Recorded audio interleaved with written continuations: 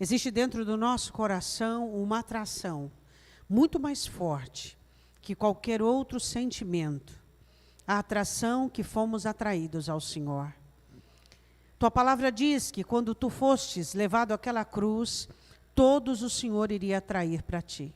Fomos atraídos, fundamentados diante do Senhor. E nós queremos te agradecer por isso. Queremos te agradecer pelo poder e pela força que nos une ao Senhor. Queremos te agradecer pela ação do teu Espírito, nos ensinando, nos moldando, nos dirigindo, nos dando condições, ó Deus, de conhecimento. Muito obrigada, ó Deus, pela Páscoa. Muito obrigada por esta campanha que termina hoje, onde as famílias puderam reunir-se, falar de Ti, da Tua palavra, fazer orações, ouvir uns aos outros. Senhor, muito obrigada por tudo. Deus, leva-nos de volta aos fundamentos da Tua Escritura. Não permita que abandonemos os fundamentos da Tua palavra. Não permita que seja preterido, ó Deus, tudo aquilo que tem a ver com a Tua palavra, que seja primado para nós. Tua palavra, Tua Escritura, aquilo que está escrito, ó Deus. E que o Senhor nos dê cada vez mais o conhecimento necessário, em nome de Jesus. Diga amém. Abra comigo a sua Bíblia em Êxodo capítulo 12. Nós estamos terminando uma campanha hoje da Páscoa. Muitas pessoas estão viajando.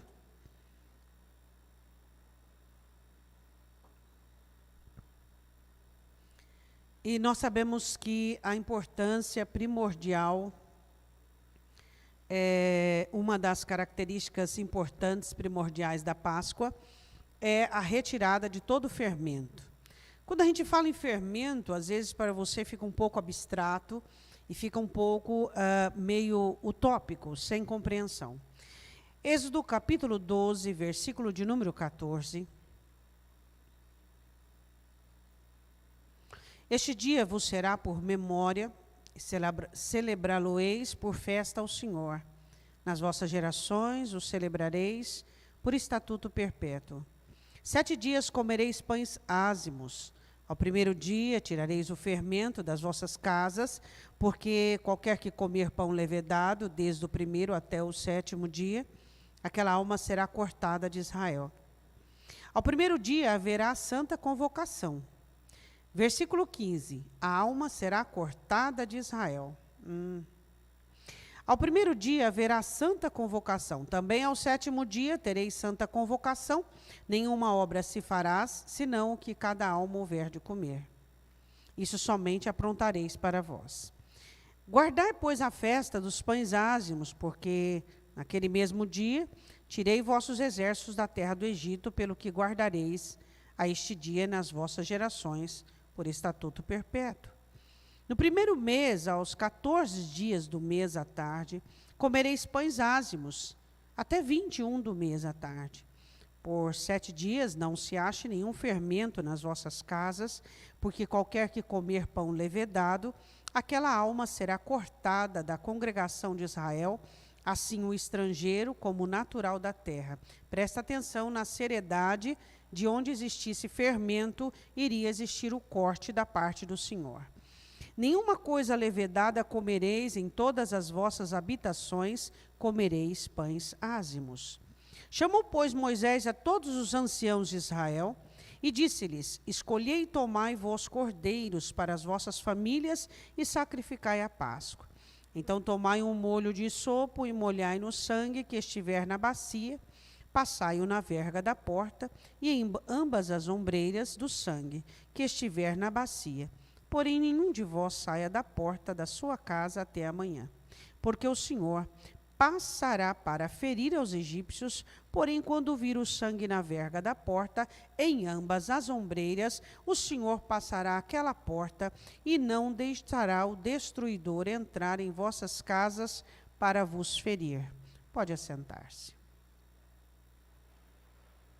Numa das multiplicações dos pães, Jesus no barco com os discípulos, conversando com eles, diz assim: acautelai-vos do fermento dos fariseus. Os discípulos não entenderam.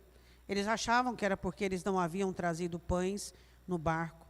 Mas Jesus estava falando da doutrina dos fariseus. Para você entender um pouquinho sobre o que eu quero dizer para você, eu gostaria que você fosse em 1 Coríntios. Vá lá comigo em 1 Coríntios. Só para você entender um pouquinho sobre fermento e sobre aquilo que nós vamos meditar nesta noite.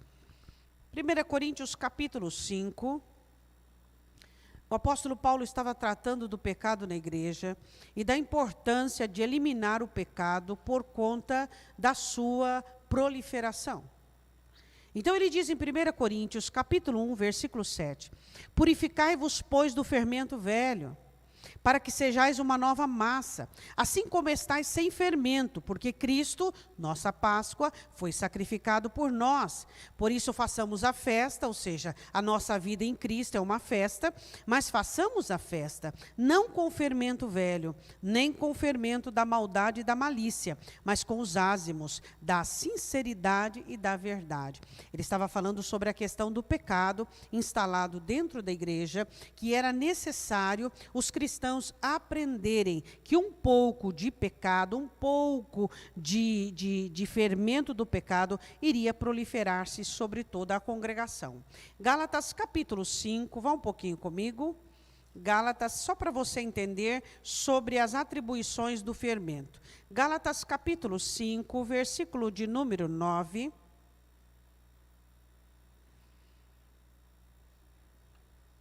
Um pouco de fermento leveda toda a massa.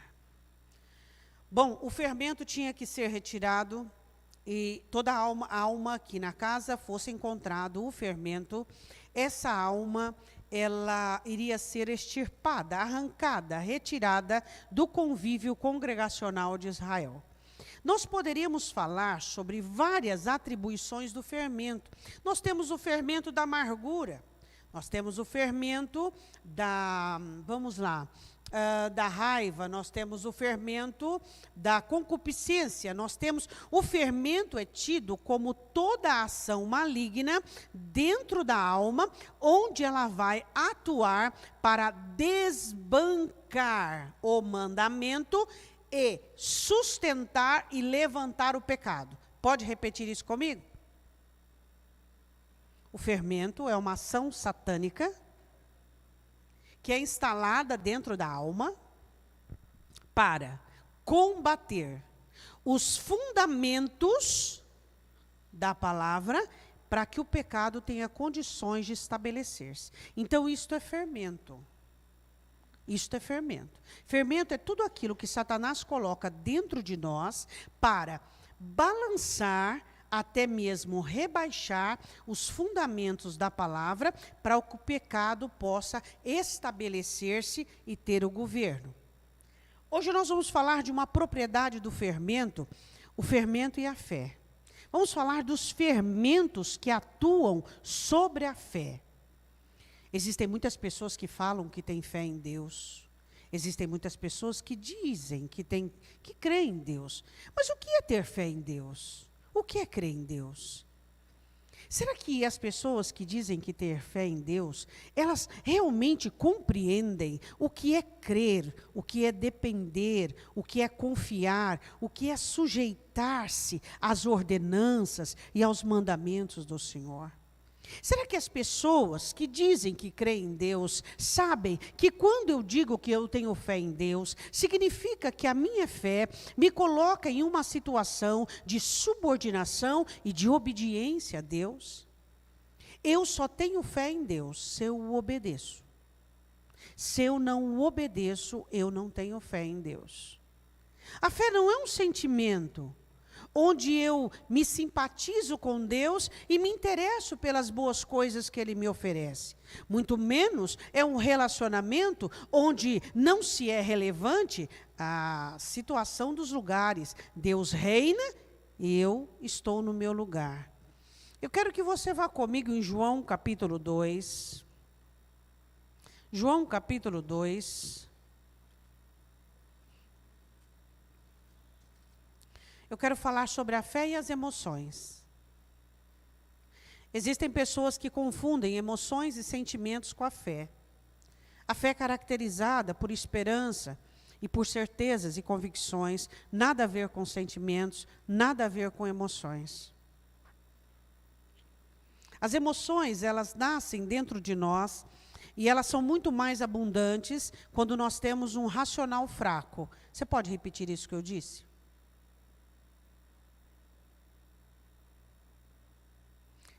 Resumindo, quanto mais emoção você tiver, mais sensível você vai ser, mais afetação você vai ser com respeito às coisas do mundo.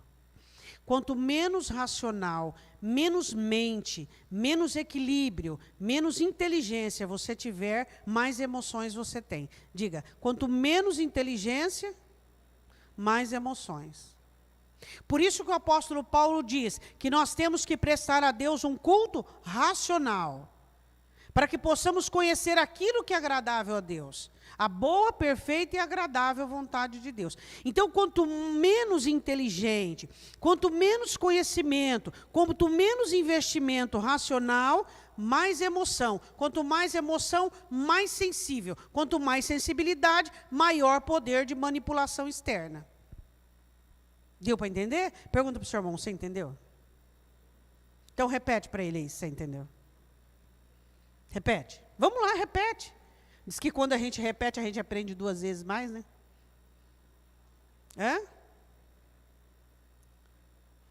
Investimento racional de conhecimento, conhecimento de causa. As emoções, elas fazem com que a sua fé, a fé fique misturada e ela não tenha um lugar bom para crescer e para se fortalecer. Você sente e você acredita naquilo que você sente. Quando Pedro olha para Jesus e diz, de maneira nenhuma eu te negarei, aquilo era totalmente verdade para ele, mas era o que ele sentia, não era fé, era apenas uma emoção. Apenas uma emoção, não era fé. Então nós precisamos entender e discernirmos que nós não somos feitos de emoções nem de sentimentos, mas o justo viverá pela fé. E se ele recuar, Deus não tem prazer na alma dele. Então a fé não são sentimentos nem emoções. Não. Eu não sinto fé. Ela me domina. Ela governa sobre mim. A fé não veio até nós conquistada por Jesus, porque Ele é o autor e consumador da fé, para que nós possamos sentir fé. Não. A fé, quando ela chega, ela domina onde ela chega. Ela exerce domínio. Ela não é algo convocado em uma necessidade. Ela não é algo invocado em uma aflição. A alma domina, a fé domina a alma onde ela habita, criando estabelecimento, fundamento, conclusões, criando princípios, criando padrões. A fé não é um souvenir anímico na sua alma, de forma alguma. A fé é uma virtude comprada por Jesus, porque Ele é o autor e o consumador dela. Jesus fazia muitos sinais, muitos sinais. Então a Bíblia diz que as pessoas começaram a crer em Jesus, porque elas estavam vendo aquilo que Ele fazia. Mas Jesus olhou para o coração delas e viu que era apenas emoção, apenas fermento de emoção, mas não era fé. O fermento da emoção se confunde com a fé. Por quê? Porque ele provoca algumas sensações e ele provoca algumas situações que fluem dentro, que trabalham dentro do coração humano, e as pessoas acreditam que realmente aquilo é fé. Mas quando elas vão precisar de um rudimento, quando elas vão precisar de um fundamento, elas não têm. Titubeiam, fracassam. Buscam a esquerda, a direita, atrás, à frente e não conseguem olhar para o alto, não são conclusivas, não são pessoas determinadas, não são pessoas logísticas e assertivas, definidas naquilo que creem. As opiniões alheias deixam-as perturbadas, as situações que acontecem vão incomodá-las. Por quê? Porque é apenas uma emoção. A Bíblia diz em João capítulo 2, versículo 23, gostaria que você lesse comigo. Estando ele em Jerusalém pela Páscoa, durante a festa, muitos vendo os sinais que fazia, creram no seu nome. Que bom, que maravilha! Mas olha o versículo de número 24 e 25. Mas o mesmo Jesus não confiava neles. Jesus confia em você? na sua fé? Sua fé é confiável para o reino de Deus? Realmente é confiável? Você não precisa de uma trajetória para frente para enxergar isso. Só um pouquinho de uma trajetória passada. Pensa comigo. Quando você passou por aquela situação, onde as interrogações, onde os questionamentos, onde as dificuldades, que saída você procurou? Você procurou em Deus ou você trouxe a sua própria saída? Mas Jesus não confiava neles. Você concorda que nós precisamos nos tornar discípulos confiáveis? Pessoas confiáveis? Você é uma pessoa confiável? Você é uma pessoa confiável? Eu acredito que quando uma pessoa ela está sabendo que ela vai viver os últimos momentos da sua vida, eu acredito que existem algumas ponderações dentro dela. Será que eu fui uma pessoa de caráter? Será que eu fui uma pessoa confiável? Eu acredito que isso são algumas situações que passam pela mente de uma pessoa que está partindo desta terra. Porque os maiores fundamentos e a maior resposta que você dá à vida é quando você olha para você e você percebe que você fez certo. Não foi fácil. Você tinha escolhas para fazer mais ou menos, quase certo e errado, mas você fez certo. Porque você escolheu Deus. Porque você escolheu Jesus. Porque você escolheu as lágrimas do que o sorriso. Porque as lágrimas estavam do lado de Jesus. E você escolheu certo. Você e eu somos pessoas confiáveis. Somos pessoas que Deus olha e diz assim, não, esse pode passar por provação. Assim como Jó, Satanás chega para Deus e diz, Deus falou, não, pode tirar, pode tocar, pode mexer. É confiável. Será que somos pessoas confiáveis? A trajetória de José, onde ele ia passar por várias situações de humilhação, de injúria, de tentação. Não, ele é confiável, vamos moldá-lo porque ele é confiável. Pessoas confiáveis, que não retrocedem quando são apertadas, quando ficam mais pobres, menos felizes, quando ficam mais tristes, mais sozinhas, são pessoas confiáveis. São pessoas que não retrocedem porque elas receberam uma oferta a mais. São pessoas de caráter. O reino de Deus é formado de pessoas de caráter. E Jesus diz isso quando ele diz assim, quem põe a mão no arado e olha para trás, não é digno do próprio. Pessoas que fazem o que é certo em nome dele, mesmo com o coração partido. Versículo 25. E não necessitava de que alguém testificasse do homem, porque ele bem sabia o que havia no coração do homem. Ele sabe o que tem no meu coração e sabe o que tem no seu coração.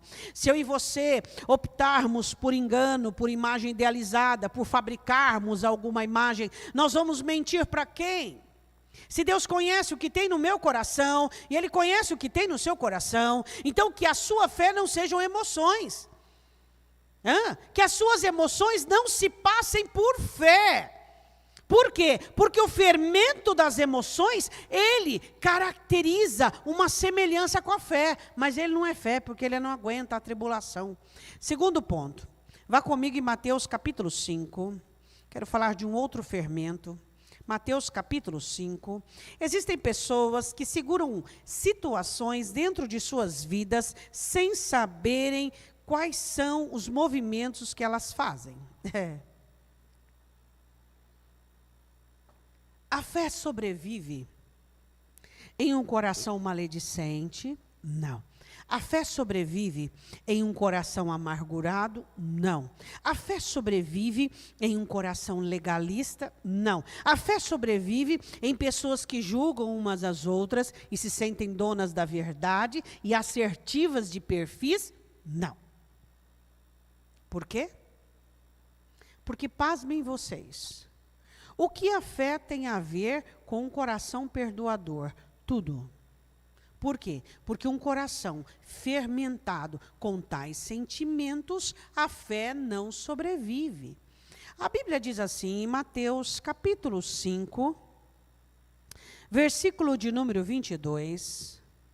Eu, porém, vos digo que qualquer que sem motivo se encolerizar contra seu irmão será réu de juízo, e qualquer que disser a seu irmão raca será réu do sinédrio, e qualquer que lhe disser louco será réu do fogo do inferno. Portanto, se trouxeres a tua oferta ao altar, e aí te lembrares de que teu irmão tem alguma coisa contra ti, deixa ali diante do altar a tua oferta, vai reconciliar-te primeiro com o teu irmão, e depois vem e apresenta a tua oferta. Concilia-te depressa com o teu adversário, enquanto estás no caminho com ele, para que não aconteça que o adversário te entregue a juiz, e o juiz te entregue ao oficial e te lance na prisão. Em verdade, eu te digo que de maneira nenhuma sairás dali enquanto não pagares o último centavo.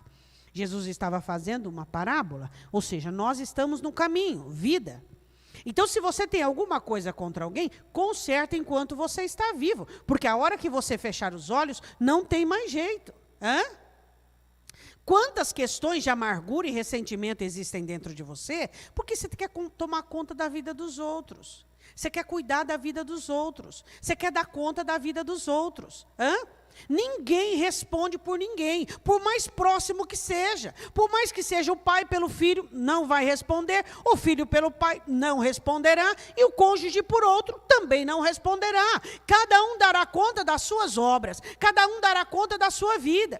Então nós precisamos entender que esses relacionamentos enroscados, onde ressentimentos e mágoas ainda perduram, isso aí é falta do quê? É falta de obediência. Pastora, mas o que tem a ver aí? Tudo, porque isso é fermento.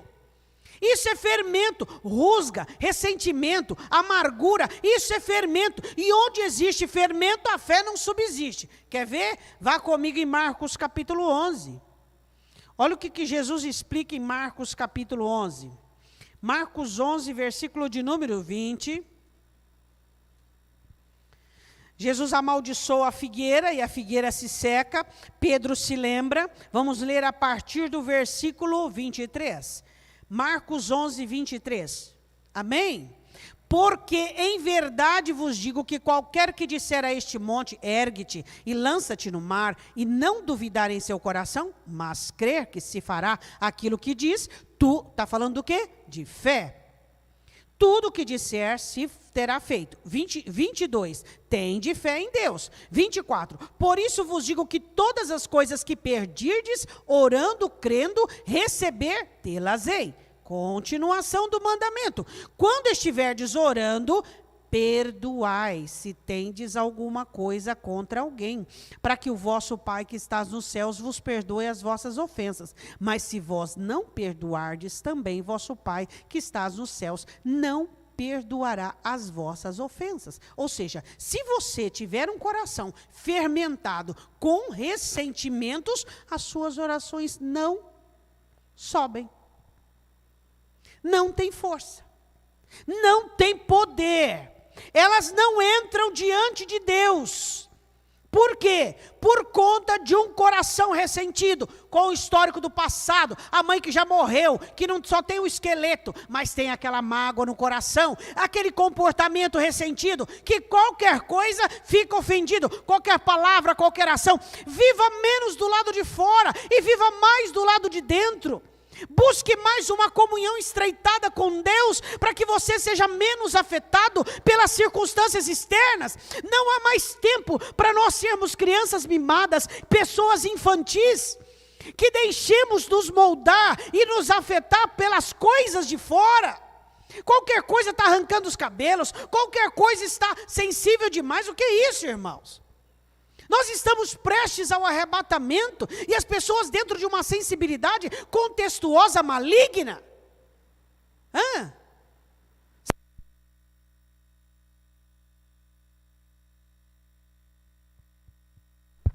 Você não gostou de alguma coisa? Não tem problema.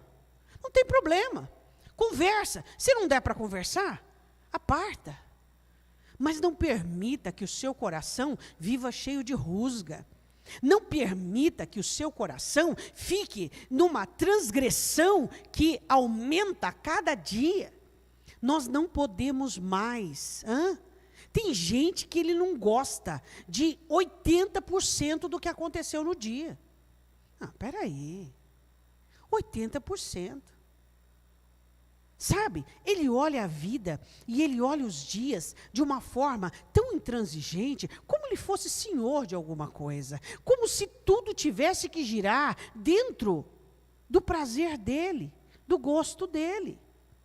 Alguém já te falou que você não é o centro do universo? E alguém já te falou que quando você morrer, as pessoas, em mais ou menos 4, 5 anos, dificilmente elas vão se lembrar de você toda semana? Isso é pesquisa. Você não é o centro de nada, eu não sou o centro de nada. Você tem que viver a vida de uma forma mais cristã. Sim, poupando um pouco mais o estado do seu coração, porque Cristo pagou o preço. Então, fermentações como ressentimentos, amarguras e questões, a sua fé não vai sobreviver, suas orações vão ficar totalmente inaptas, totalmente fracas. Você pode orar 24 horas por dia. Se você tiver, Davi sabia disso. Davi disse uma certa feita: Senhor, se eu contemplar no meu coração a aflição, o Senhor não me ouvirá. Se houver amargura, Deus não ouve. Não ouve. Por quê? Por causa de ressentimento, por causa de amargura, por causa de tristeza, por causa de relacionamentos mal resolvidos, por causa dessa situação. Seu coração não é uma lixeira onde recebe coisas ruins e coisas negativas. Diga amém. Primeiro fermento, emoções. Segundo fermento, ressentimentos. Terceiro fermento, sofrimento. Vá comigo em João 11. Todos nós passamos por sofrimentos, todos nós. Sofrimento, decepção, frustração e tantosão aí que vão embora.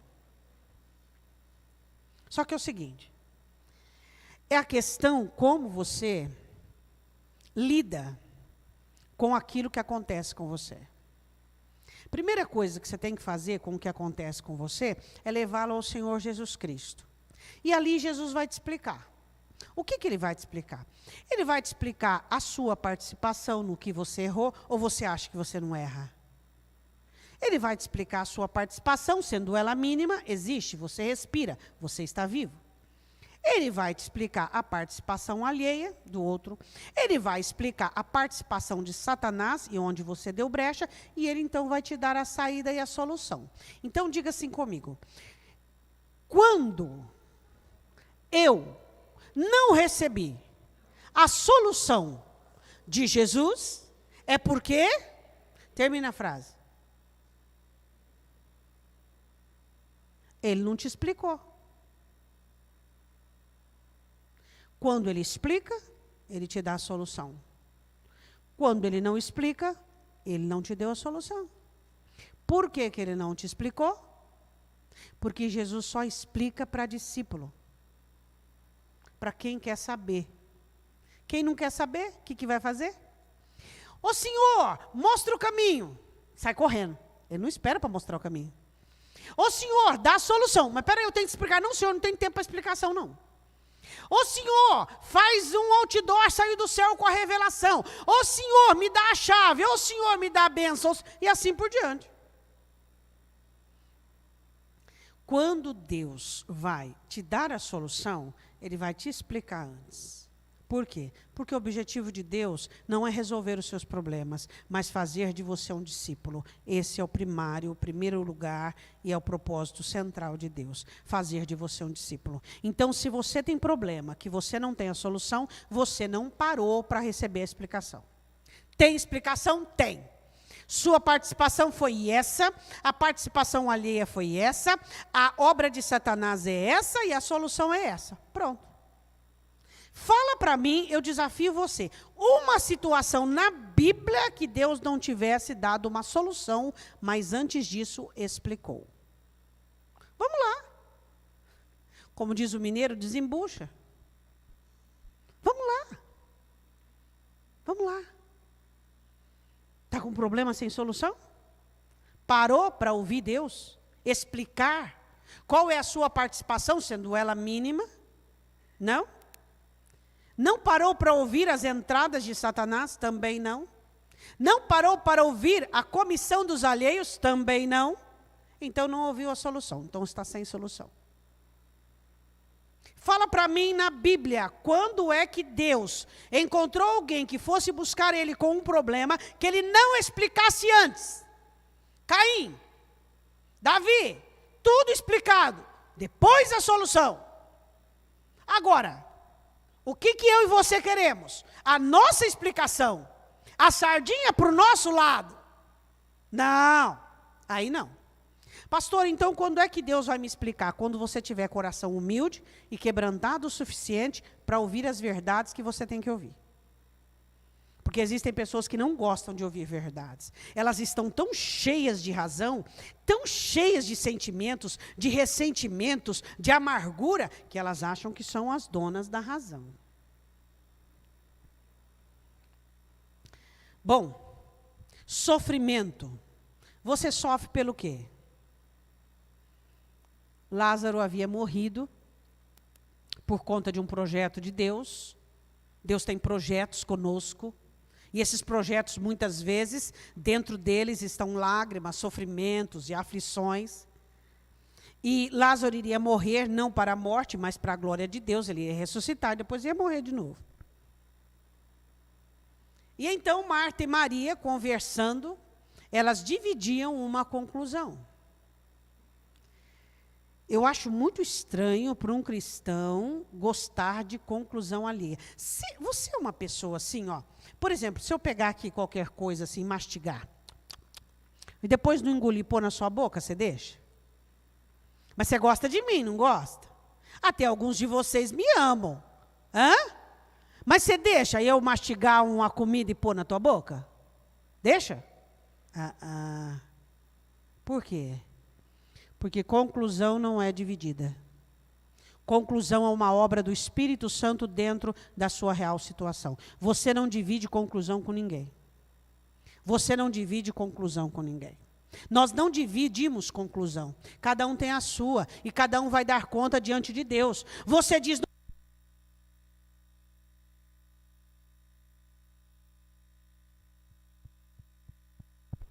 Aí... Você diz, não vai dar certo. Eu digo, vai dar certo. A conclusão é minha. Sou eu quem sei do meu Deus, da palavra do meu Deus, do meu Senhor, da minha historicidade, da minha vida com Deus. Eu sei, eu sei, eu sei e eu sei. Conclusões não se divide. Fé não se divide. Eu tenho a minha, você tem a sua. Eu creio em Deus. Então nós precisamos entender e compreendermos isso. O que acontece com as duas irmãs, por mais que Maria fosse mais íntima de Jesus, por mais que Maria se alimentava mais da palavra, escolhendo a boa parte que ninguém tiraria, qual era a conversa das duas? Se tu estivesses aqui, meu irmão não teria morrido. Diga, eu gosto de ser diferente. A multidão diz Barrabás e eu digo Jesus. Hã? Eu gosto de continuar crendo. Eu gosto de confiar em Deus. Eu gosto de depender de Deus. Hã? A multidão desiste, desanima, fica... Você não gosta quando você olha para a sua vida e você fala, meu Deus, que força, que poder é esse que está sobre mim, se não do teu Espírito Santo? Você gosta de dar certo? Gosta ou não gosta? Gosta. Todos nós gostamos. Todos nós gostamos de dar certo, todos nós gostamos de agradar o nosso rei, todos nós gostamos de agradar o nosso Senhor. Todos nós. Isso está dentro de nós. Mas eu não posso querer dividir conclusões com as pessoas. Cada um tem as suas conclusões. E não é porque ela tem uma conclusão diferente que ela está errada. Ela tem um Senhor. E esse Senhor que é dono de sua vida. Você acha que você é uma pessoa mais querida por Deus? Porque você é uma pessoa mais certinha, mais corretinha, mais o quê? Você não imagina quais são os queridos do céu. Hã? Jesus olha para o ladrão e diz, hoje mesmo você estará comigo no paraíso. Então não julgue quem são os queridos de Deus. Tenha você a sua própria conclusão, a sua própria maneira de ser. Aí o que acontece em João 21, 20? Não, João capítulo 11, versículo de número 21. Senhor, se tu estivesses aqui, meu irmão não teria morrido. Qual era a conversa de Maria? Versículo 32. Qual que é? Senhor, se tu estivesses aqui chorando, diferente, mais quebrantada, mas com a mesma conversa. Eu não quero a sua conversa. E você não precisa querer a minha conversa. Nós queremos o verbo. É o verbo. Quem é o verbo? Qual é o nome do verbo? Jesus. Nós queremos o verbo. E ele vai gerar em nós as conjunções necessárias e as conclusões necessárias. Nós queremos o verbo. Nós queremos o verbo. Nós queremos o verbo. E todos nós recebendo dele, nós vamos ter o quê? Unidade e comunhão. Amém? Então, o que acontece com o sofrimento? O sofrimento é uma fermentação que ele vai de um para outro, de um para outro. Ó, a coisa está feia, a coisa está feia, a coisa está feia, a coisa está feia, a coisa está feia. Não é? Quando uma notícia chega, matou 10, mas morreu 2. Mas aí já chegou a notícia já morrendo 10. Por quê? Porque o ser humano é assim. O ser humano, ele aumenta o problema. Não foi aquilo que aconteceu lá no jardim ainda? Ah, o Senhor disse que não pode nem tocar. Deus não falou nada em tocar. Então, deixa eu dizer uma coisa para você. Muito cuidado com a fermentação, onde abala a sua fé. Sua fé é única, é sua. É única. Aprenda a ensurdecer os ouvidos e a desintoxicar as palavras das pessoas. Pode ser a pessoa mais querida, mais amada, mais benquista por você. Ela fala algo, vai filtrar aquilo. Não deixa chegar lá no seu coração, não. O verbo Jesus está lá para conjugar êxito, força, poder, autoridade. Vamos entender isso em nome de Jesus, amém? Sobre quais fermentos nós falamos? Das emoções, segundo, dos ressentimentos, terceiro, do sofrimento. Quero que você vá comigo em João capítulo 6. João 6. O pessoal estava procurando Jesus. Eles foram para Cafarnaum em busca de Jesus. Quero falar de um fermento muito presente nos crentes, interesse.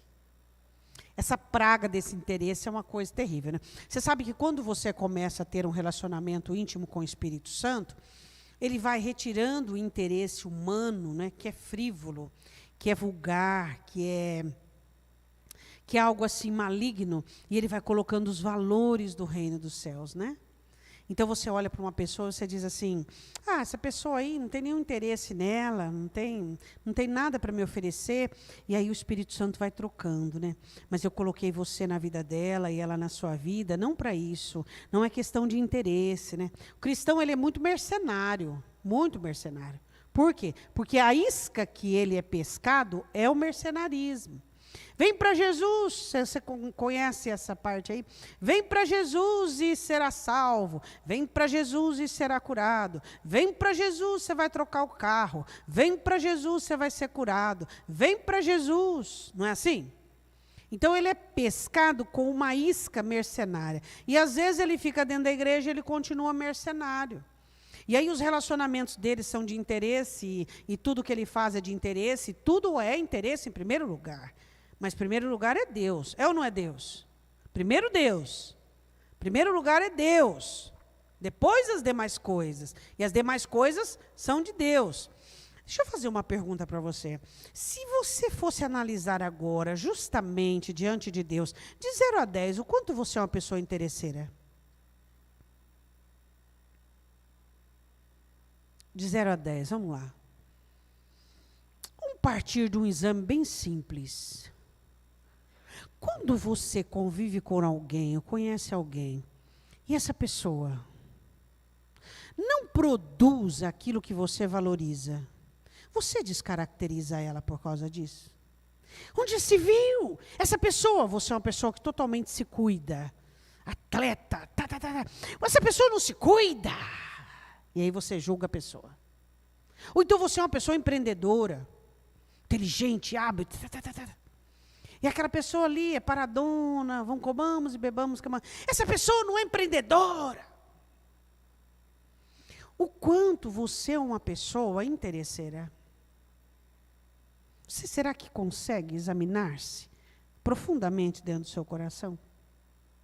E para com Deus? O quanto você é interesseiro para com Deus? O quanto realmente o seu relacionamento com Deus é genuíno, faça chuva, faça sol, seja sim ou não, independente, você ama a Deus e ponto, e Ele é seu e ponto, e você é dele e ponto, e você vai para o céu e ponto, e aquilo que acontece aqui não tem muita relevância. Alguns de nós fomos trazidos por iscas mercenárias, mas então nós fomos convertidos ao Senhor Jesus e aprendemos a servir de coração. A Bíblia diz assim em João capítulo 6, 24, vendo, pois, a multidão, que Jesus não estava ali, nem os seus discípulos, entraram eles também nos barcos e foram a Cafarnaum em busca de Jesus. Eu quero Jesus, quero Jesus, quero Jesus. Olha que maravilha! Será? Vamos olhar o que o mestre diz sobre isso. E achando do outro lado do mar, disseram, Rabi, quando chegastes aqui, nós estamos à sua procura, e coisa e tal. Jesus respondeu e disse, na verdade vos digo, que vocês me buscam não pelos sinais, ou seja, não porque vocês creem que eu sou o Cristo, mas porque sinais que viste, mas porque comestes do pão e vos saciaste. Vocês querem encher a barriga de vocês.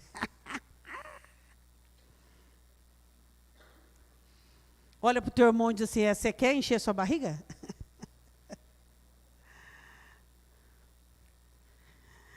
Existem muitas pessoas que fazem coisas no reino, mas o interesse delas não é a adoração, não é o serviço, mas o interesse é receber. Porque o reino de Deus é abençoador, é próspero, muito próspero. Assim como o pessoal do Egito saiu muitas pessoas de outras nações, e então foram abençoadas, bebiam e comiam juntos.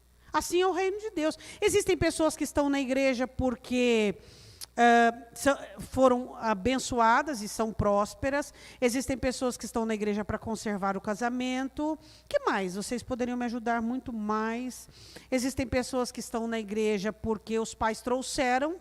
Existem pessoas que estão na igreja porque simpatizam com o evangelho. E existem pessoas que estão na igreja para que a vida não piore. Elas dizem, está ruim com Jesus, pior sem Jesus. Hã? E você? O porquê que você está em Cristo? Qual a razão? Qual o seu interesse maior? Será que existe a fermentação dos interesses? Hã? Será que existe a fermentação? Existe pessoas, sim, claro, recebi aqui agora. Existem pessoas que estão na igreja por causa dos amigos, verdade? Por causa da turminha. Ela não vê a hora de acabar o culto para reunir com a turminha. Você perguntar para ela o que foi pregado, ela não sabe. Mas o cardápio que vai comer depois do culto, sabe o lugar, já ligou lá, já sabe tudo que vai comer, já tudo certinho. Então, existe interesse para todo tipo de gosto. Agora, a situação é, qual o seu interesse em Cristo Jesus? Amá-lo, servi-lo, adorá-lo? Jesus olha para eles e diz assim, vocês não estão me procurando por causa dos sinais, porque eu sou o Cristo. Porque vocês comeram o pão e saciaram. E vocês descobriram que eu sou o abençoador. É por isso que vocês estão atrás de mim. Eu gostaria que você fechasse os seus olhos. Nós falamos de alguns fermentos. Falamos sobre as emoções que se confundem com a fé. Falamos sobre os ressentimentos que destroem a fé. Falamos sobre o sofrimento. Falamos sobre o interesse. Eu quero que você fale com o Senhor sobre esses fermentos que foram falados. Fala, Deus, eu não quero mais esses fermentos na minha vida. Eu não quero mais, Deus. Eu quero uma fé genuína. Eu quero tirar todo o fermento da minha vida. Nós sabemos que existem mais fermentos, mas o que Deus falou conosco na noite de hoje foram sobre estes fermentos. E eu gostaria que você falasse com Deus e que você pedisse ao Senhor agora. dizendo: Senhor, eu percebi que meu coração foi fermentado. Satanás, com muita sutileza, foi cercando meu coração, foi cercando minha alma, foi me dando uma ótica distorcida, uma visão confusa, e foi me manipulando. E eu achei que eu tinha razão, eu achei que eu estava certo e certa na minha conclusão, no meu jeito de pensar. Mas o Senhor falou comigo que eu estou fermentado, eu estou fermentada. E eu quero abrir meu coração nessa noite, Senhor. Eu quero pedir que o Senhor limpe meu coração. Eu quero que o Senhor retire esse fermento da minha alma. Eu quero que o Senhor limpe a minha alma, Deus. E eu não aceito mais isso. Eu não quero mais. Eu quero ter uma fé genuína. Uma fé como o Senhor me ensinou a ter. Como o Senhor conquistou para mim. O Senhor nunca desistiu de mim, Deus. Nunca desistiu de mim. Nunca. O Senhor nunca foi fermentado contra mim. Nunca. Nunca. Nunca. E eu já te dei inúmeros motivos para ir contra mim. Por que eu aceito a fermentação contra a minha vida, contra as pessoas?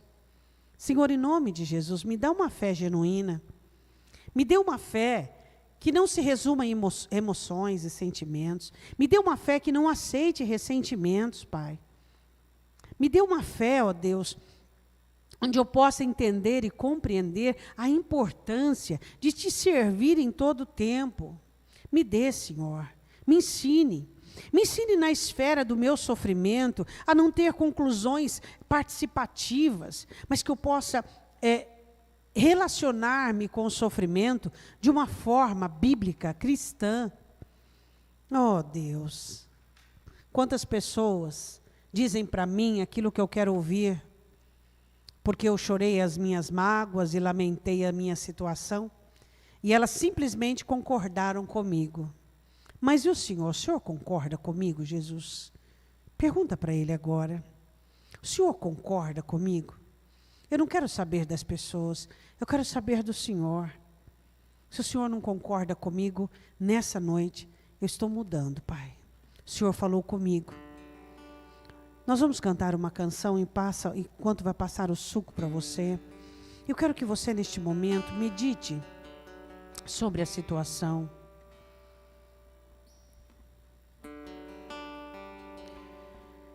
Se as emoções têm tomado conta do seu coração, se os ressentimentos têm estado presentes e fermentando, se o sofrimento tem sido agravante e tem tomado conta do seu coração, se o interesse tem fermentado a sua vida, preste atenção nesses fermentos que foram ministrados para nós nessa noite. Nós temos que viver uma vida sem fermento. Nós temos que viver uma vida sem fermento. Nós vamos cantar uma canção. Enquanto você fala com Deus, pega o seu cálice, continue de joelhos, continue falando com Deus. Fala: Deus, eu quero meu coração limpo. Eu quero que meu coração seja cheio de fé, cheio de compromisso contigo, Deus. É isso que eu quero. Oh, Babaxia, se conosco. Limpa o coração do teu povo, Deus, de todo fermento. O fermento que nos afasta da tua presença, o fermento que nos tira de comunhão com o Senhor.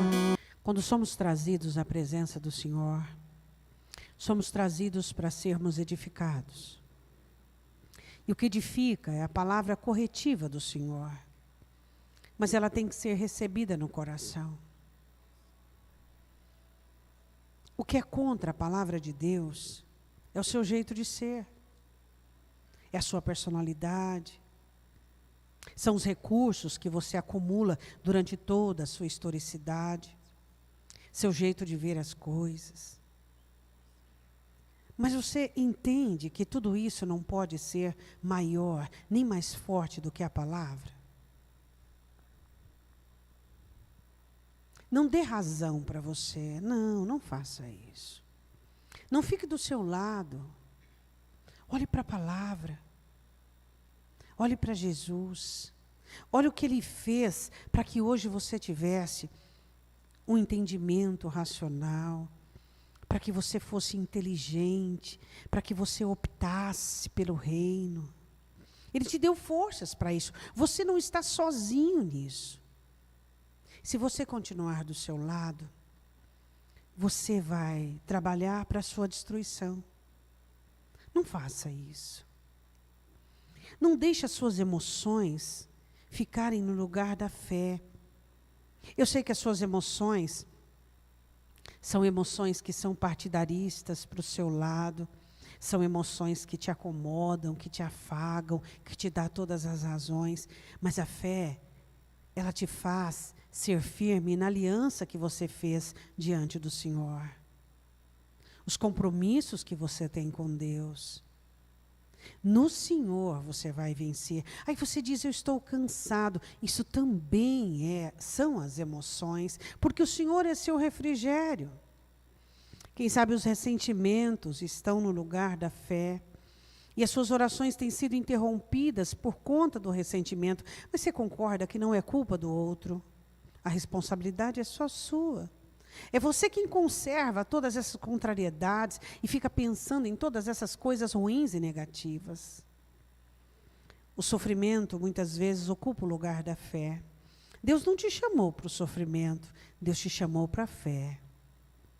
E troque o seu sofrimento pela fé.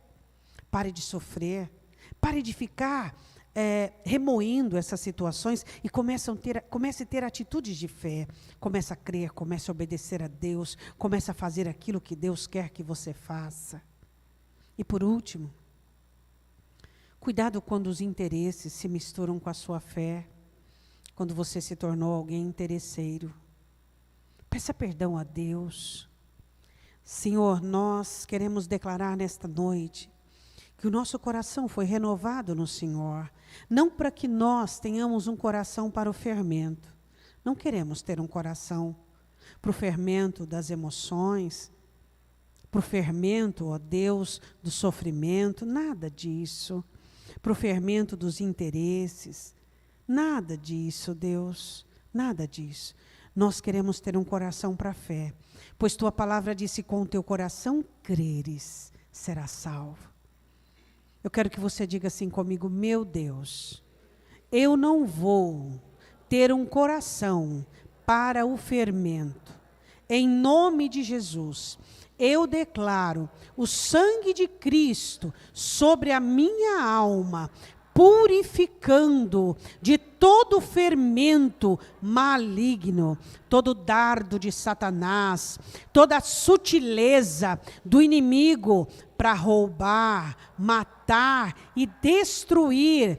Eu agora me nego a receber o fermento de Satanás e eu declaro o poder da palavra de Deus dentro da minha vida. Eu declaro o sangue de Cristo sobre mim, em nome de Jesus. Diga amém. Pode beber o seu cálice. Queria que você pusesse a mão na sua cabeça agora. Dissesse assim comigo, meu Deus, eu repreendo toda ação diabólica sobre a minha vida. Onde houver a entrada dos dardos, eu quero identificar e pela fé destruí-los. Em nome de Jesus, eu não aceito o governo da fermentação maligna. Eu declaro que o meu coração pertence a Jesus Cristo e a palavra de Deus é que terá lugar dentro de mim, em nome de Jesus. Diga amém. Levante sua mão direita para o alto.